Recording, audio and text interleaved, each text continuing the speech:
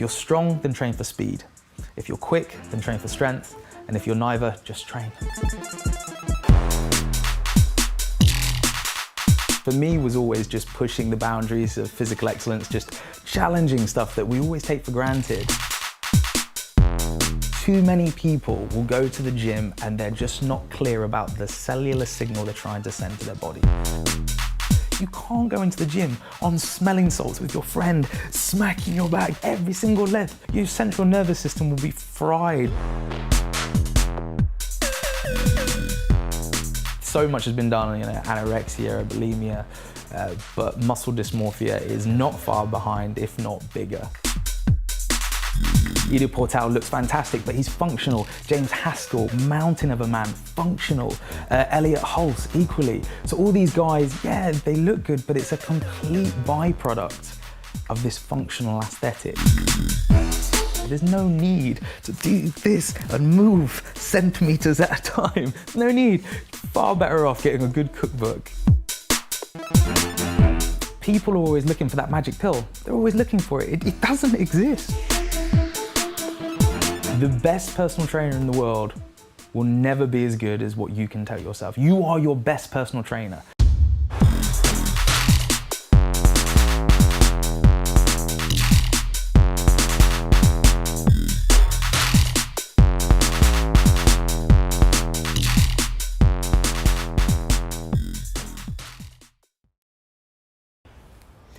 Have you ever run a marathon towing a car behind you? Well, that is what Ross Edgley did. It took him over 19 hours, but here in the UK at Silverstone Racetrack, he towed that car. Now, why? Well, it's a great question. Ross is constantly challenging the notions of strength and stamina and whether they can coexist.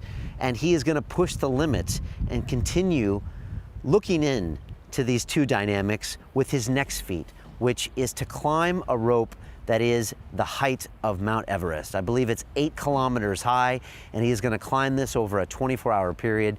And I'm very excited to see Ross push the edges of these boundaries.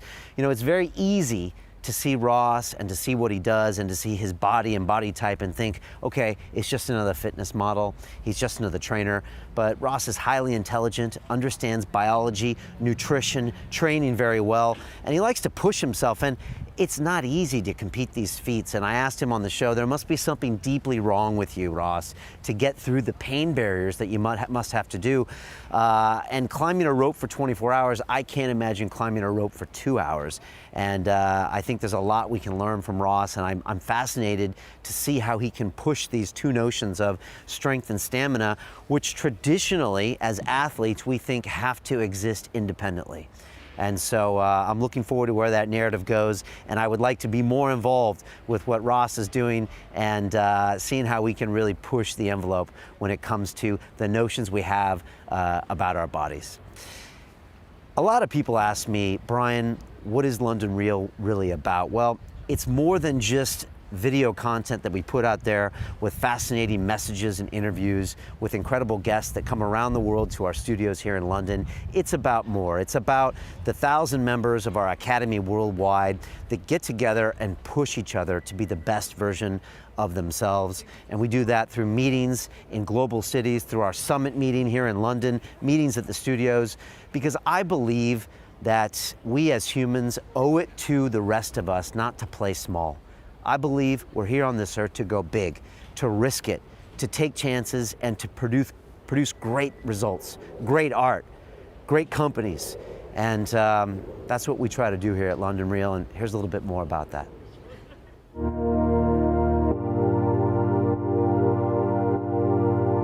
The entrepreneurial journey, it can be a lonely road.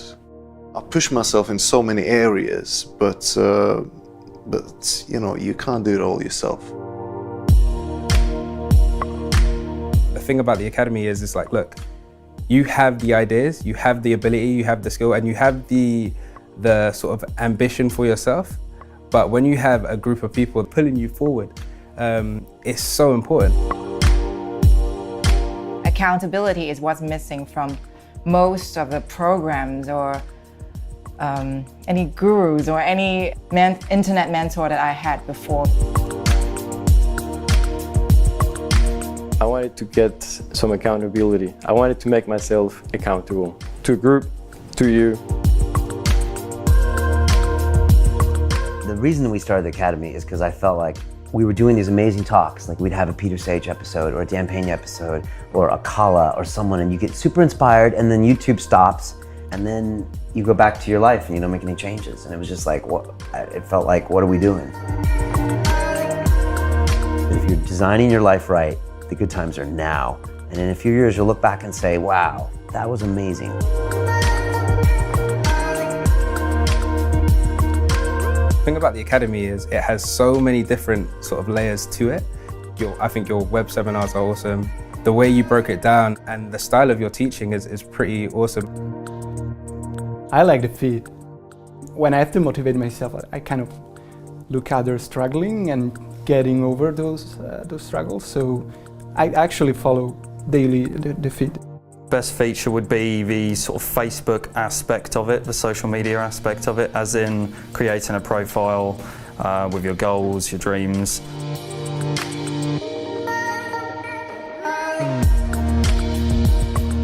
Everyone's on the same vibe, and we may be at different stages in our journeys, but everyone's on the same page at the end of the day. Everyone's really trying to push themselves and building the best you. It really resonates with me.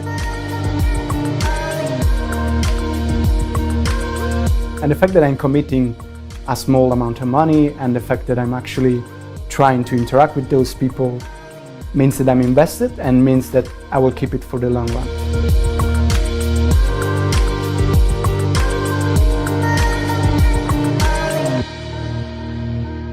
You have to be serious about yourself and what you want to achieve. And if you're serious about yourself, this is going to be such a fantastic platform.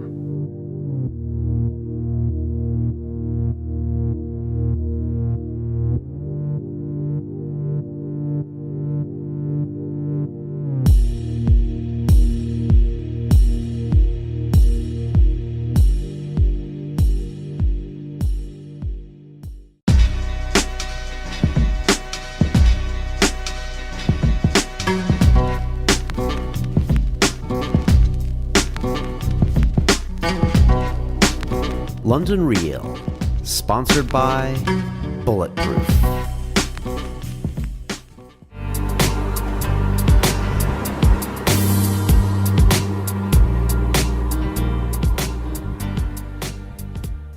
This is London Real. I am Brian Rose. My guest today is Ross Edgley, who is a strength and conditioning coach, performance nutritionist, and co-founder of The Protein Works. You write for the publications GQ, Men's Health, and The Telegraph, and your clients include Andy Bolton, the 7-time powerlifting Congress world champion. You recently completed a marathon, but you did so by pulling a 1.4-ton car behind you at Silverstone Racetrack. It took you over 19 hours. Ross, that's crazy. Welcome to London Real.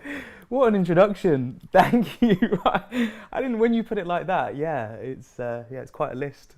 Yeah, it is. I want to hear about this marathon. But you know, Ross, a lot of people come to this studio during the focus groups we hold. They stop me on the streets and they always say, Brian, one day I'm going to be a guest on London Real. And you know what I say? I say, make it happen. Make it so where I can't ignore you anymore. Make it so where I have to have you on because I have to hear your story.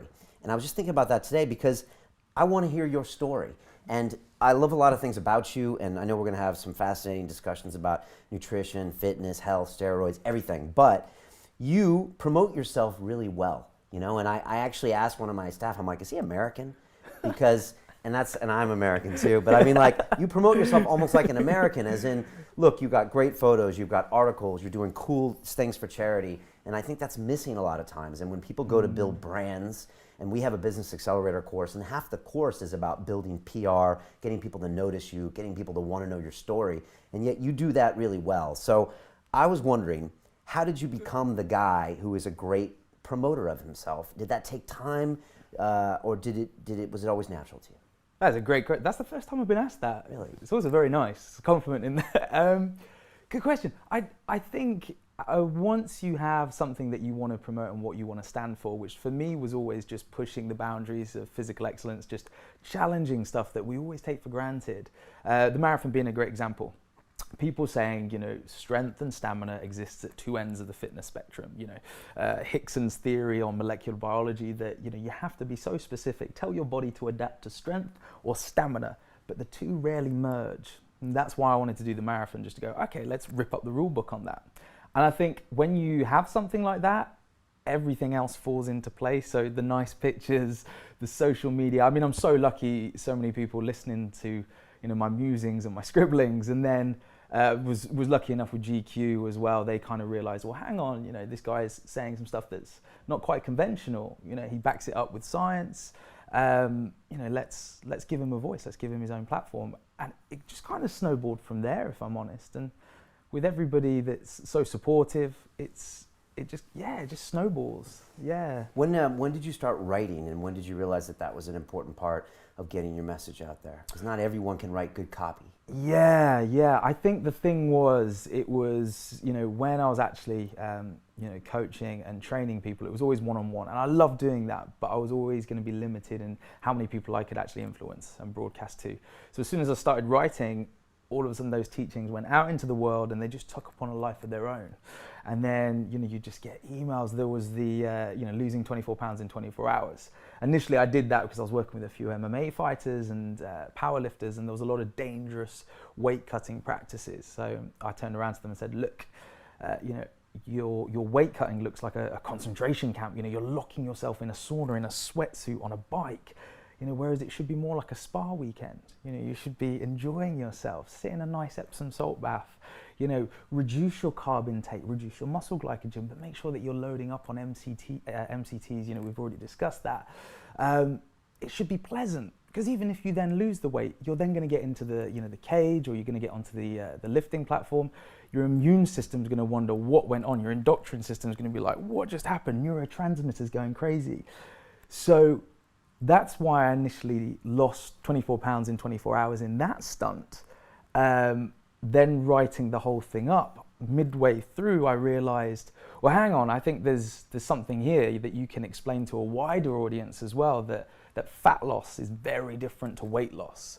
You know, so fat loss is adipose tissue, whereas weight loss is just your new sort of, you know, weight in general is a numerical reflection of your relationship with gravity. That's all it is. And so after that whole stunt took a life of its own, it was originally for MMA and powerlifting and weight-based sports, and then it just went into the mainstream consciousness, and I was on Australian breakfast TV kind of explaining all of what just happened. It's fascinating. I mean, it's so important, I think, for personal trainers or anyone in the fitness business to realize that in order to scale, you have to go to a mass media, because you could be the greatest trainer in the world, but you only have your 10 hours a day. And it's, yeah, and so many trainers get into that, they're making pretty good money, and they're done. And I met so many of them, it's just like, you gotta scale your message, and they don't.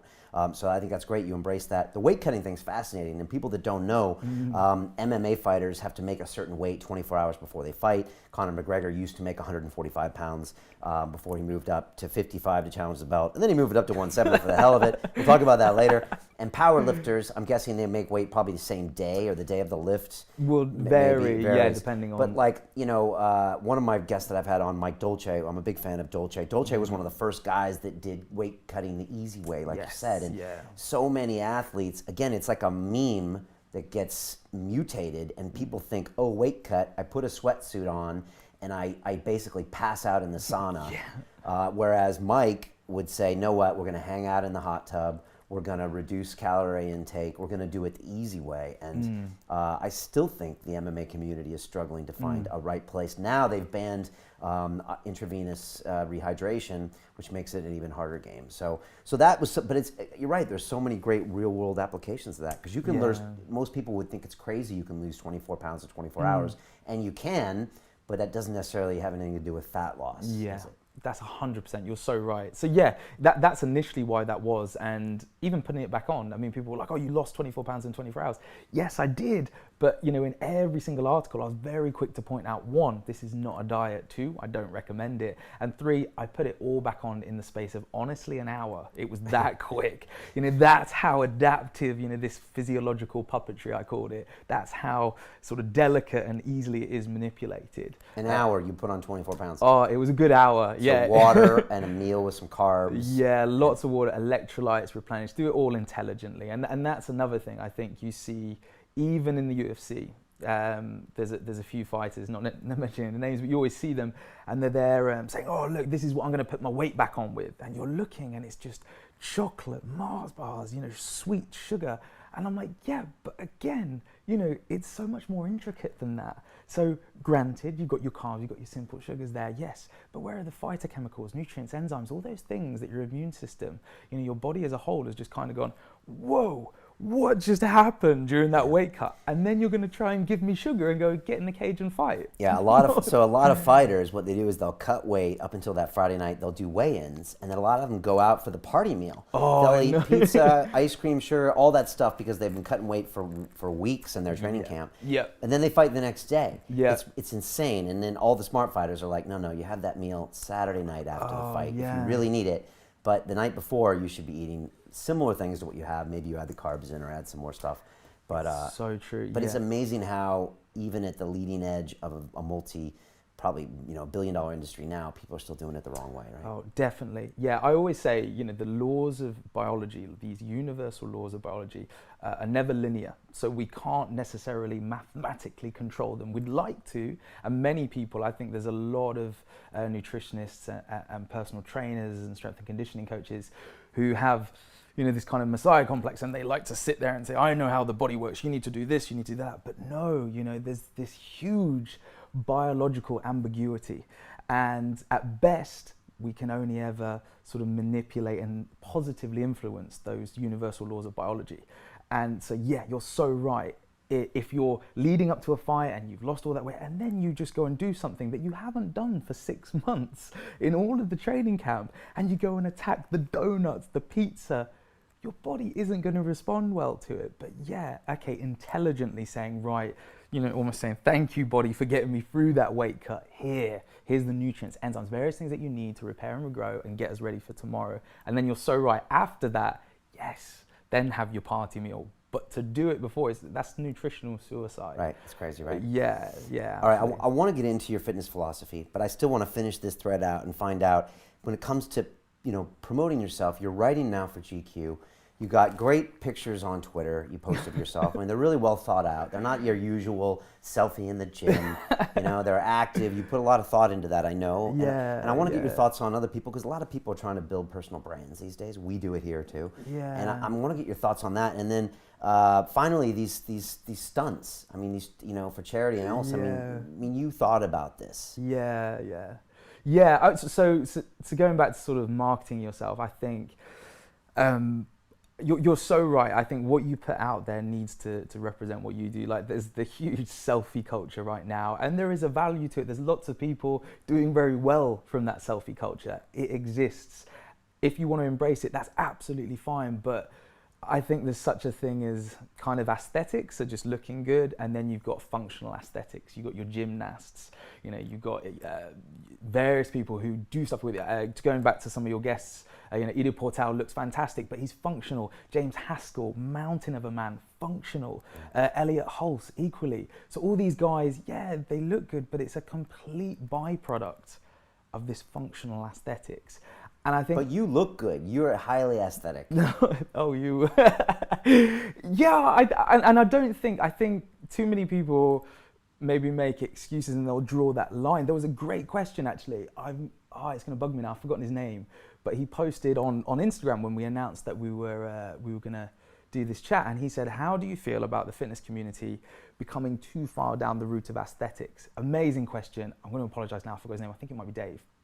So yeah, the fitness industry becoming too far down that aesthetics and a little bit shallow, for want of a better term, to put it brutally. But people seem to forget that even bodybuilding, so Eugene Sandow, the father of bodybuilding, he was an amazing athlete.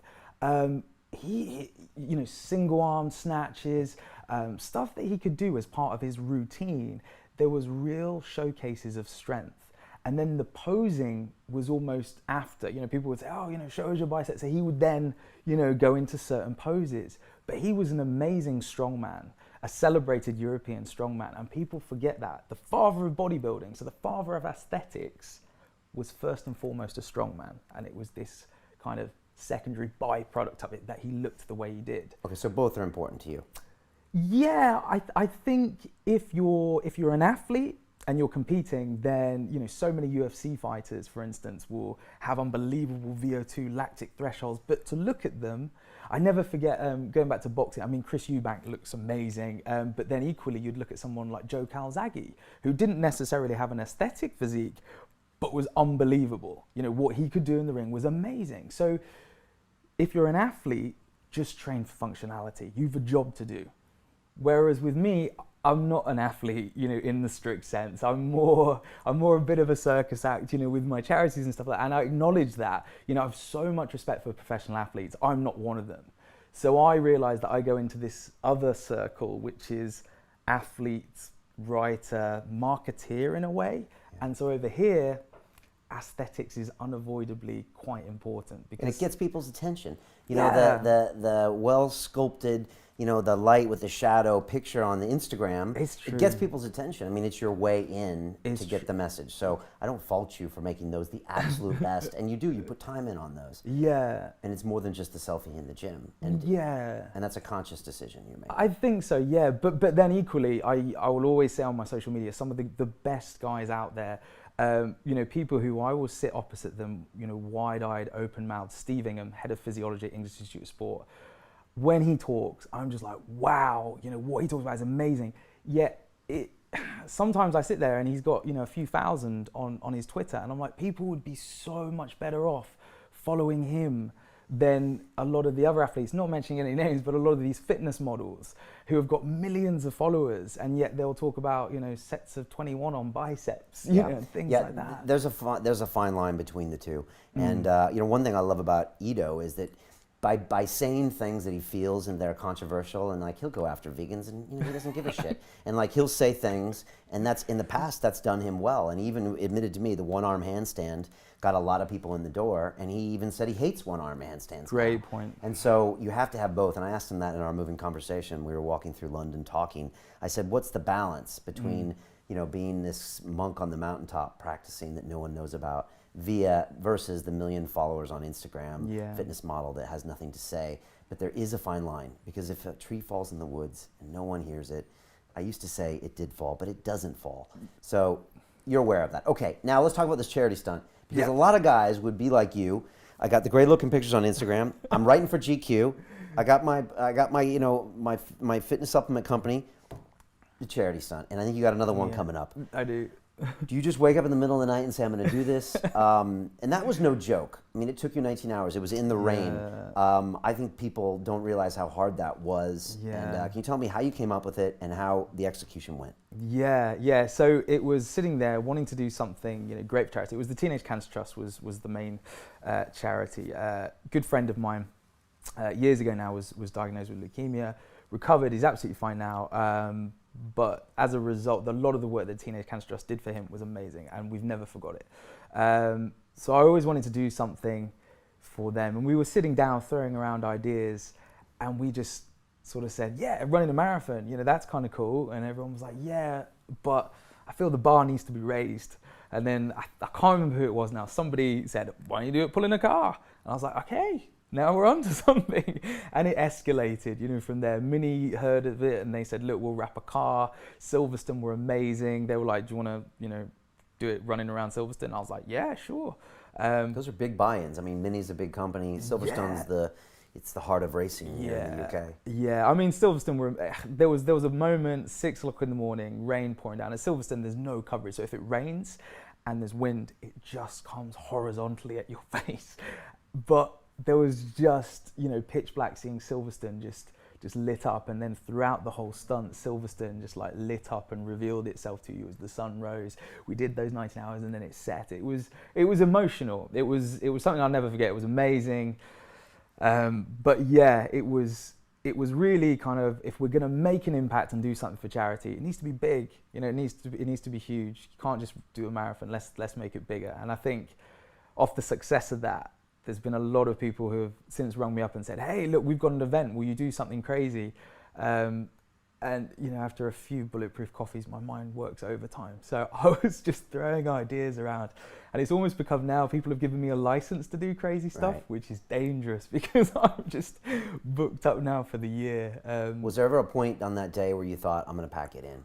This is not going to happen. This is taking too long. No, I mean, the Silverstone actually came out and the head of PR turned up, and it was raining. I was cramping up. It was, you know, I was slipping at certain points, so the car wasn't actually moving as much as I wanted to. My legs were just coming from underneath me. But never, my support team was amazing, and never once did I want to give up. So when Silverstone said, are you okay? I was like, yeah, but how long can I have the track for? And they were like, oh, till Monday. I was like, okay, quickly did the maths. That's 56 hours. Okay, well, I'll be here 56 hours if that's what it takes. And they just laughed and was like, all right, see you in a bit. And they checked on me, you know, throughout the day. And How long did you think it was going to take? My dad worked it out. He was saying he'd be surprised if I did it under 24 hours. So he was one of the first people I rung afterwards. And I was like, Dad, 19 hours, boom. What did you think? Same thing, maybe? Yeah, it was completely uncharted territory. I mean, I was so lucky because Jeff Capes, two-time world's strongest man, I rung Jeff up when I said that I was doing the stunt. I think he still may hold the record for the truck pull. Yeah, I remember that. He's a specimen, and what he doesn't know about strongman isn't worth knowing.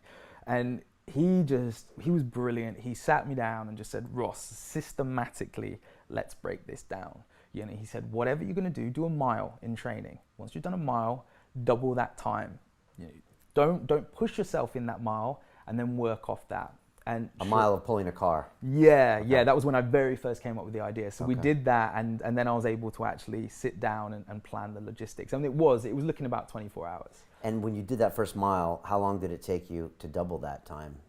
So he was saying double it in terms of what you predict you'll do. So Okay. if you're able to do, you know, a mile, say you walk 3 miles per hour, which is a good walking pace. He said, you know, double that, so halve that, and that's 1.5 miles per hour. Okay. You know, and he wasn't wrong. He was pretty spot on. What with happens that. when you cramp up? Like, I've had muscles cramp and they just don't work no matter what you want. I mean, that Yeah. really is the muscle deciding, not you. Yeah. So what do you do?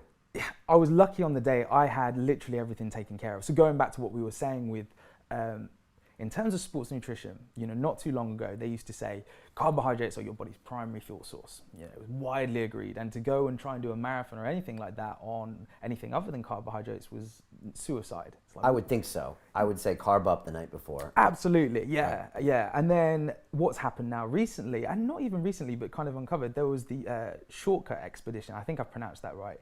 There's a famous expedition off the Antarctic, and one of the explorers who went loaded up, and he had bread and he had rice and he had pasta, and a lot of the natives were just laughing, and they were like, what is this guy doing? You know, that is going to last him 2 days before it freezes and perishes. Sure enough, it did.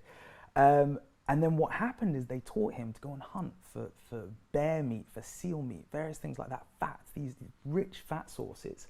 And what's amazing is I was lucky enough to read his diary. This was long before ketosis and all of our sort of, you know, nutritional science knowledge now.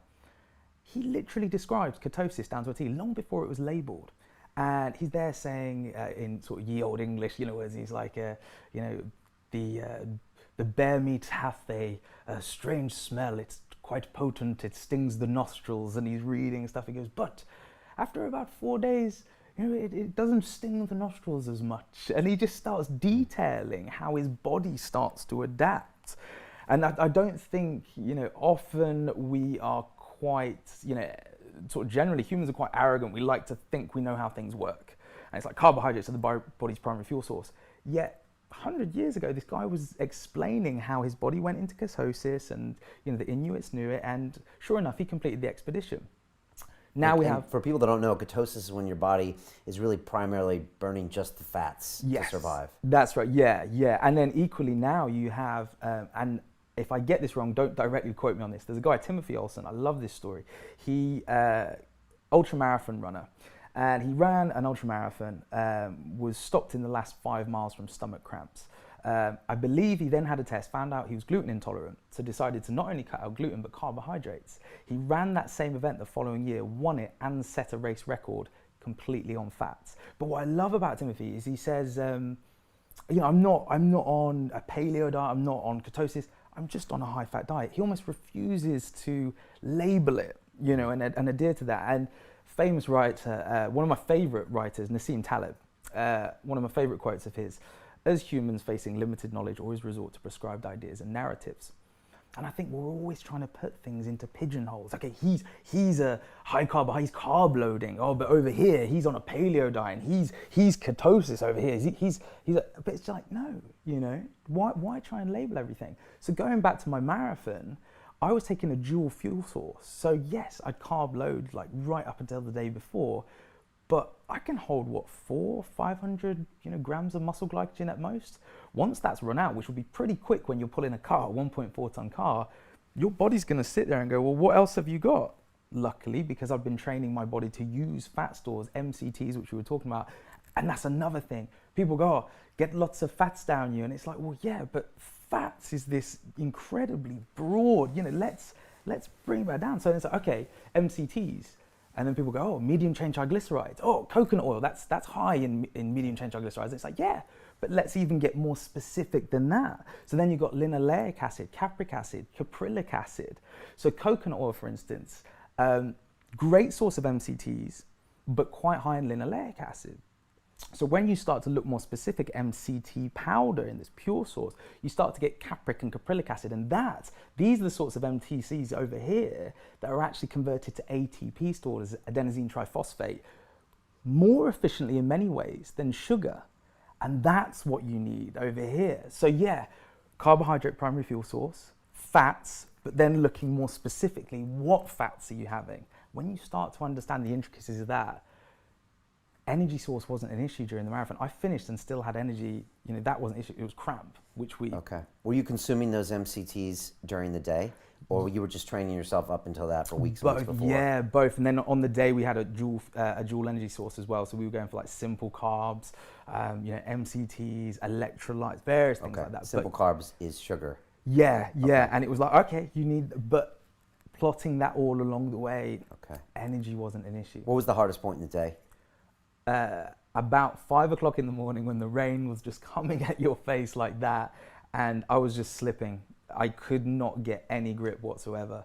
So we had to just regroup. I looked at my support team and they were just like, I think he's broken. I was like, I just can't get any grip at all. So we went back, changed the footwear, went back out, and then managed that hill at Silverstone. I can tell you. So there is a hill, even though it's a racetrack, there's hills. That's it. Okay. If I went to Silverstone now, I would be like, Brian, see, that's pretty flat, right? And I think we'd agree. As soon as you have a car on your back, I can tell you it's not flat. All right, and what was the feedback from the media when they heard about this? It's funny, I mean, like, and I deal with people all the time that have done incredible things, but like, if someone says, what's Ross all about? I'm like, well, he did that. Even someone here was like, he did what today? So it's an anchor. Was it bigger than you thought it would be as far as the effect? It was, but what was interesting is leading up to the event, I was talking to all of my media contacts and I was telling them, I even went out on social media and was like, hey, look, this is what I'm doing. World's strongest marathon, gonna run a marathon, pulling a car. And I think lots of people, I think the media ignored me for sort of quite broadly. They were just kind of like, oh, he's probably gonna give it a good go. And then afterwards be like, I tried, guys. So no one really believed I was doing it. And then right afterwards, all of the media was like, you did what? And I was like, no, but I told you I was gonna do it. And they were like, yeah, we didn't believe you. So then it was quite nice. And what I love with social media is you don't even have to rely. I mean, that's what you guys do so well at London Real. You take, that power of broadcast, into your own hands. Right. And you did that as well. You documented it with film, or did you have a news team there? Or? No, well, a news team as in my friends on GoPro. Okay, cool. So yeah, and that was what was so nice. We ended up, hashtag World's Strongest Marathon trended for 18 hours worldwide, and that was what was quite nice. That that's regardless of the media, it was like, we're gonna do this. We're gonna make a difference, whether the media powerful. Like this. That's the lesson for anyone listening today, yeah. Is that take it in your own hands. Don't wait for the media to cover you, cover yourself. Yes, it's exactly that, yeah. Okay. And so there's more of this coming for you. What's next? I mean, obviously now you're being known as the guy that does crazy things. And it is empowering. Like when you get to be known as the guy that does X, you kind of want to do, you want to do 10x then. Yeah. So did part of you think, okay, now I'm going to get back to writing and get back to the serious stuff, or were you thinking I'm going to do something crazy? Yeah, it was that evening. I went home, was with my mum, my dad, my brother, and we all sat down, and I was like, I need another stunt. And they were just like, please just rest. I was like, no, I need to do another one. What's next? 23rd of April, so Toughest, which is Sweden's biggest obstacle race. They're coming to the UK for their first UK event. And Adam and Per, the owners, throwing around ideas. They heard about the Mini, and they were like, "Look, will you do an event? You know, do a stunt, another stunt at our event." I was like, "Okay." So we start throwing around ideas. Again, it was almost said sort of whimsical, it was a bit of a joke. And I was like, "Hey, look, why don't I climb a 20-meter rope for 24 hours, up and down repeatedly, until I've climbed the height of Everest?" And everyone went, "That's a great idea." So that's what we're training for right now. Which I did. You know, I managed 6 hours the other day, but my hands gave up on me. They were blistering. I see, yeah. They're fine now, but you see the calluses there. So you're climbing up and down a rope, 20 meter? Yeah, we think we're gonna do it 20 meters, but I might. It's pretty do high.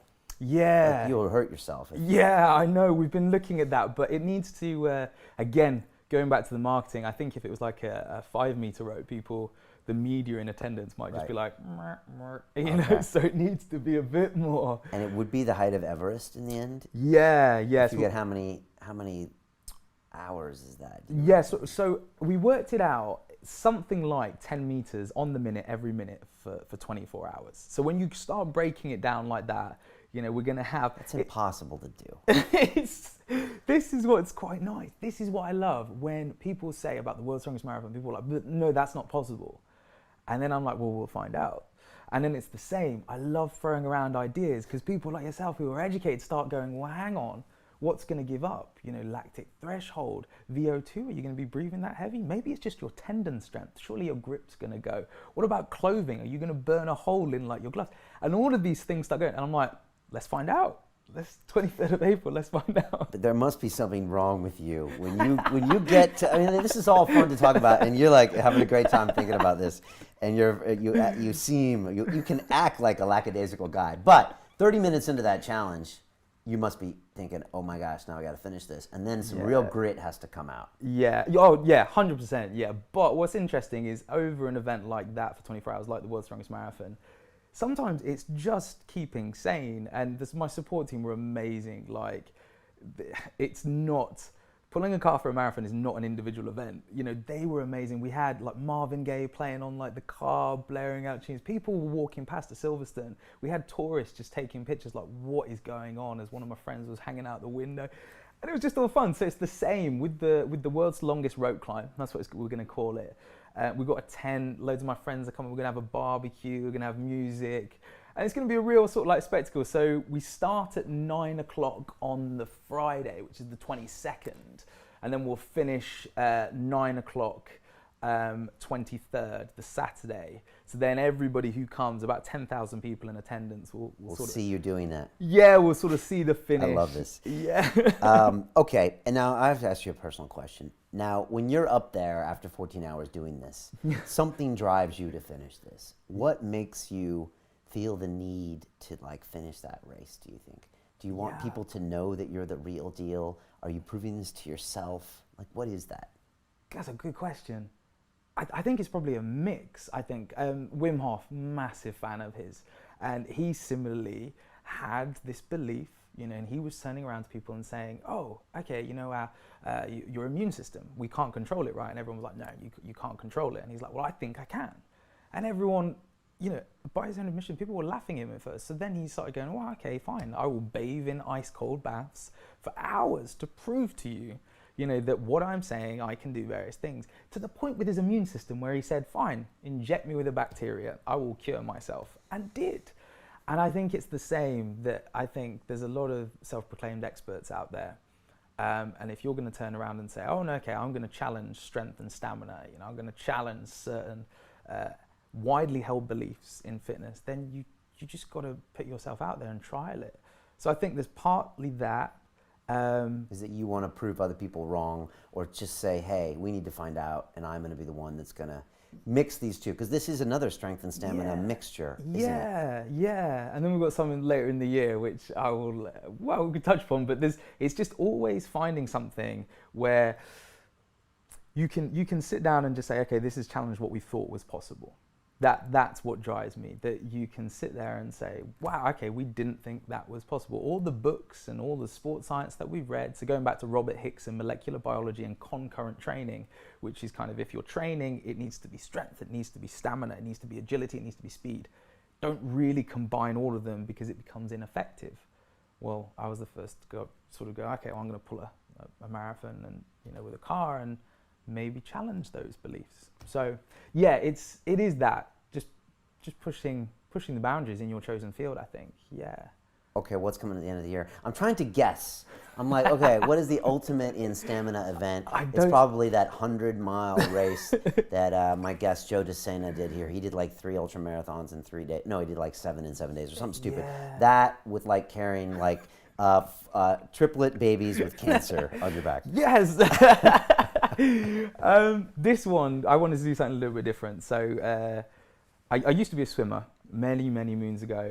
You play water polo for Team GB. That's right, yeah. Okay. But swimmer initially, but I'm built like a hobbit, so everyone was like Michael Phelps' size. And you need to be tall for those long arms in water polo. Yeah, well, and so then I went into water polo. I quite liked the sort of physical aspect. With swimming, if someone beats you, you've got to shake their hand and say, you beat me. In water polo, if you're losing, you can get a bit physical. You can bust them up a little. Yeah, and I liked that.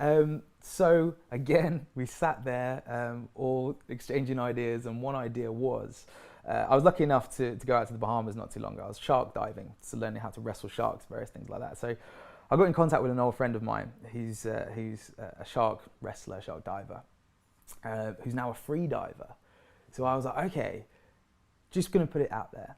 World's strongest free dive. Dive 100 feet with 50 kg on your back, hit the bottom of the seabed, squat 10 times, and then come to the surface. Again, they were like, that's not possible. I was like, well, let's find out. Let's do 10 feet, let's do 20 feet, and let's just find out. So later in the year, we booked our flights off to the Bahamas, and gonna try that one. The world's strongest freediving. Okay, I love it. Freediving is fascinating. It scares me. It's interesting to see. A lot of people don't understand certain things about it. I find it fascinating. When you get to a certain depth, you actually sink, don't you? Yeah. So you don't actually need weights at a certain depth. There's a lot going on there. It's really a battle with your brain, I think, more than anything. 100%, yeah. And it's very dangerous as well. Some people have died. Yeah. Okay, so that's coming soon. Shark wrestlers, I don't know if I should even go there, but this is who you roll with. These are people that dive with sharks and then want to touch them as well? Yeah. So a good friend of mine, Jeremiah Sullivan, invented the metal mesh suit that you see with a lot of the shark divers will use. So it was essentially his job to create a metal mesh suit, try it on and go, yeah, it feels pretty good. I'm now going to go down and see if a shark attacks me and if the suit will withstand it. And that was essentially his job. And did it? Yeah, no, thankfully. Yeah, he's still, he's incredible. To this day, he's still inventing various things on suits and then just going down and wrestling with the shark just to see if it works. Does the shark not rip your arm out of its socket anyways? That's what's interesting. Sharks are like 90% muscle. So if a shark clamps down on your arm, a lot of people will kind of go, ooh, that's of course your reaction. You'll go, get off me, the shark's on my arm. But as soon as you actually move away, now the shark's not going to bite through the metal mesh suit. In fact, it might just be coming over to just see what you're up to. It doesn't have any hands, so it can't even touch you. So it's just kind of nipping you just to see what's going on. And if you panic and flail like that, then the shark's just going to clamp down and go, oh, okay, hang on, it's prey. Yeah. Exactly. But as soon as you flail your arm and it's away there from the actual joint, it won't bite through the metal mesh suit, but it will clamp down and twist. And that's when your arm just twists out of its socket and irreparable damage. So that's what actually does the damage. So if a shark, as I discovered in the Bahamas, bites down on you, it's kind of like this water jiu-jitsu. You pull the shark in like that, keep everything tight. And if it goes for a roll, then you go for a roll with it. And you're in its house. So you just have to accept that you are going for a roll. You go for a roll, and then eventually the shark's like, okay, it tastes of metal. I don't even like what it is, and it will leave you alone. And hopefully you come out the other end. Did you have this happen to you? Well, no, this was all explained. Okay. Thankfully, If it does, you roll with it. we saw Jeremiah do it. Okay. But yeah, thankfully, I'm yet to experience that. That's fascinating. That makes a lot of sense, though. Yeah. I dove with the sharks in South Africa near Cape Town. We went to that place where it's like the highest concentration of great whites, where there's an island where the seals live. And so we went out there, and it was this like old South African guy that spoke Afrikaans, and he was just like with like 4 teeth, and he was just looking at me. And we were going out on the boat to get out to where all the sharks are, and it was like a couple miles out. And I said, and I'm American, so where safety is king. And I was like, do we have any life vests? And he was like, mate, he's like, if you fall off this boat, you're gonna be dead because the sharks are gonna rip you apart. And it doesn't matter if you float or not, you're fucked. And I was just like, okay, so no life vest? He's like, no life vest. I was like, okay. I was just like, Jesus Christ. So anyways, there's a cage, and they suspend the cage in the water, and you get in the cage, and the sharks come by, right? And meanwhile, he's got a fish head that he's swinging around on a rope because they're trying to get the sharks coming by. And the ones in South Africa, those are the ones that do the vertical breaches. So they'll come up from underneath, they'll actually grab the prey, fly out of the water and into the air. They don't do that in the States. You know, they're more calm. And so these sharks coming by were the scariest motherfucking things you ever see in their life, because they move so slowly and so big. When you're in the water in this little tiny cage, you're just like, why am I here? But yeah, much respect to those sharks and to anyone who shark dives. To watch the rest of this fascinating interview, click on the link below and go to londonreelacademy.com. There you can sign in with your social media, log in and watch the rest of the episode for free, along with all of our episodes on London Reel, my webinars, and all of our premium content, all located over at londonreelacademy.com. So click on the link below, you'll be directed there, and you can watch the rest of this fascinating interview, and I'll see you there. You have much respect for guys like Ido and what they're doing, and Elliot what they're doing, and you know what Dorian did in the past, and all these pieces. But like, if you have to sum